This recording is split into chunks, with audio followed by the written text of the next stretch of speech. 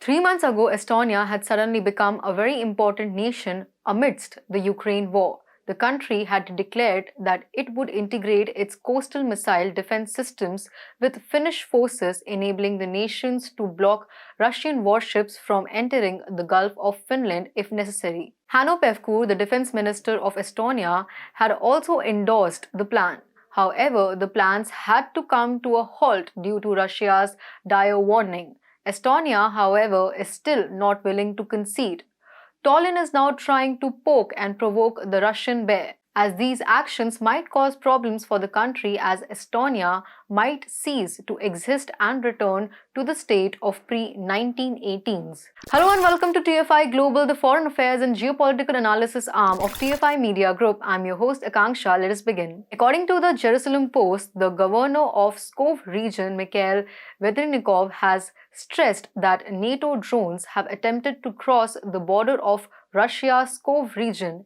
As per the governor, the attempt by NATO drones to cross the Russian border has increased, and it also poses a significant security risk to Moscow. In his remarks to the media forum, Vedernikov stressed, "We have never widely discussed this, but there have been attempts by military drones and other aircraft to cross the border illegally." As per him, surprisingly, the Baltic states of Estonia, Latvia, and Lithuania have committed more violations than other countries. For those who don't know, Pskov is one of the most crucial regions for Russia due to its strategic significance and the presence of an air base there. A few miles from the Estonian border, Pskov has stationed its 76th Air Assault Division. The security post actively participated in Russia's conflict in Ukraine. Additionally, it has taken part in attacks on Popasna, Izium, and Kyiv. On August 5, 2022, as part of Russian invasion of Ukraine, an outpost of the 76th Guards Air Assault Division was attacked. But Russia has again been alarmed that Estonia and other Baltic nations are using drones to keep a keen eye on its air base. The mayor is yet to make any confirmation about the real intentions behind the recent increase in drone surveillance. However, a few recent statements from Estonia show that it is likely responsible for these evil acts. Hanno Pevkur, the defense minister of Estonia, has claimed that even after 9 months of the war in Ukraine, Russia is in a serious state of weakness. During a visit to Berlin, Pevkur told media officials, "We have to be honest and clear.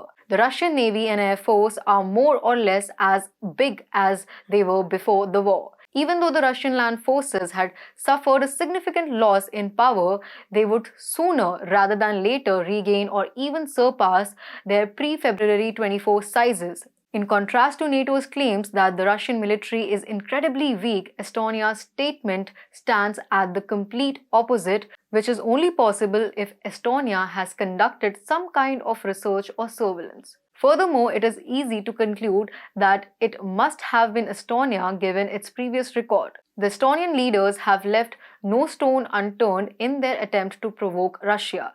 3 months ago, Estonia had teamed up with Finland to control the Gulf of Finland and choke Russia's St. Petersburg port. If that is the case and Estonia is the face behind Pskov incident, Tallinn is undoubtedly performing a disaster of epic proportions. Going by statement of Pskov, the military of Estonia is nowhere near the Russian military. Estonia has just 4,000 persons in permanent readiness and 37,000 personnel altogether. Furthermore, the Estonian PM herself has stated that it would take at least 80 days for NATO to come for a member state's rescue if it is attacked. Up until 1918, Estonia was a part of the Russian, that is, the Romanov Empire. However, that year it proclaimed its independence. All of the Baltic states had been occupied and annexed by Joseph Stalin during the World War II until regaining their independence in 1991 with the collapse of the Soviet Union.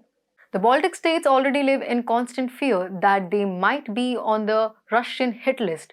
Despite all of this, Estonia has chosen to perform such dangerous experiments. If things go bananas, not to mention another event just as World War II might occur, but Estonia might not survive another clash with Russia.